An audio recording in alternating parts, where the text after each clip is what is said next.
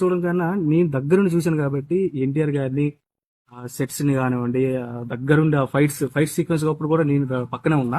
Okay. ఒక్కసారిగా ఆ 1 minute 27 seconds చూడంగాన నాకు ఆ వీడియో చూడంగానే నాకు ఎంత ఆనందం వేసిందంటే, మేము పడిన కష్టం మొత్తం, మేము రాత్రింబవళ్ళు ఉదయం 6 నుంచి మళ్ళీ ఈవినింగ్ 6 వరకు వర్క్ చేయడం. అంటే మీరు అక్కడ 1 minute 27 seconds మీరు చూసింది, కానీ దాని వెనుక పడ్డ కష్టం మాత్రం కష్టం ఎక్కువ అంటారు. చాలా 3 months సార్. ఓకే.